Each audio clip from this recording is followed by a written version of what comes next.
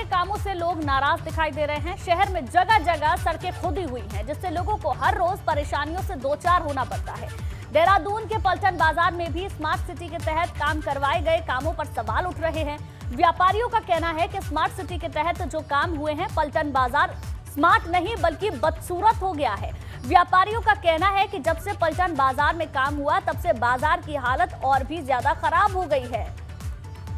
तो smart city के तहत काम करवाया जा रहा है। पलटन बाजार में करवाए गए कामों से व्यापारी हालांकि संतुष्ट नजर नहीं आ रहा है।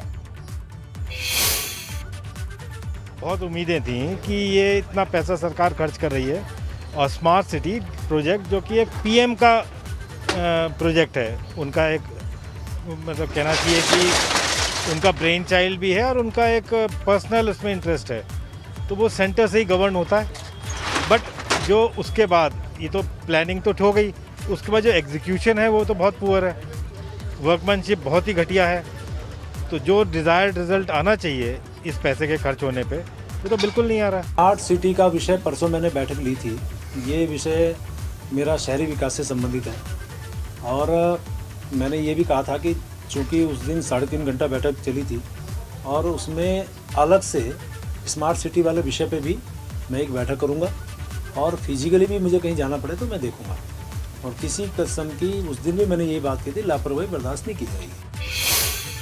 और पंकज राणा हमारे सहयोगी लगातार हमारे साथ बने हुए हैं। पंकज, स्मार्ट सिटी के काम को लेकर व्यापारी वर्ग खुश नजर नहीं आ रहा है, क्या कहना है व्यापारी वर्ग को और क्या दिक्कत है उनको?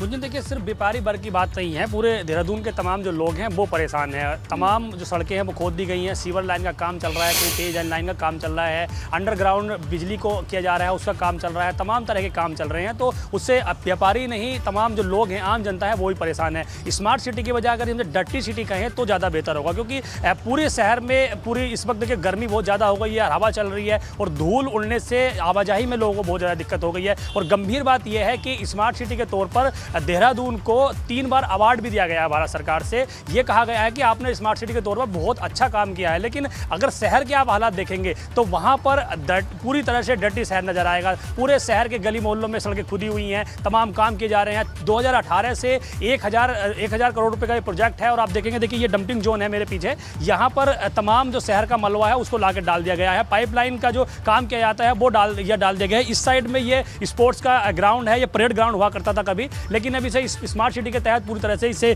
बेहतर बनाया जा रहा है। और यहाँ आप देखेंगे तो एक तरफ ये बच्चे यहाँ पर खेल रहे हैं, ये प्ले ग्राउंड है, लेकिन उसके बगल में आप देखेंगे तो यहाँ तमाम मलबा पड़ा हुआ है, पाइपलाइन पड़े हुए हैं। कहाँ जाना है, किसको ये उठा के ले जाना है, ये या यूजलेस हैं, ये इनको यूज किया जाना है, कुछ पता नहीं है। पूरा जो पैसा है वो इसी तरह से बर्बादी की उस पर चढ़ा हुआ है कगार पे। उस दूसरी तरफ में अगर आप उससे परेड ग्राउंड के उस साइड देखेंगे तो वहाँ पर गांधी पार्क है। गांधी पार्क को भी उसी स्मार्ट सिटी के तर्ज पर उससे डेवलप किया जा रहा है, सौंदर्यकरण उसका किया जा रहा है। लेकिन पूरे शहर भर में इसी तरह के हालात बने हुए हैं। गली मोहल्ले में सड़कें खोदी गई हैं, पलटन बाजार में टाइल्स बिछाई गई हैं, लेकिन अभी भी वहां पर कई तरह की दिक्कतें हैं। कई बार व्यापारियों ने विधायक से मुलाकात की, स्मार्ट सिटी के सीईओ से मुलाकात की, लेकिन उसका समाधान बहुत ज्यादा बड़े स्तर पर नहीं हो पाया। हालांकि कुछ जगह जो ब्लैक लेवल टेप होता है उसको कर दिया गया है। व्यापारी वर्ग के साथ साथ जो वहाँ की जनता है उसको भी परेशानी उठानी पड़ रही है। बहुत बहुत शुक्रिया पंकज आपका तमाम जानकारी के लिए और तमाम इन तस्वीरों के लिए।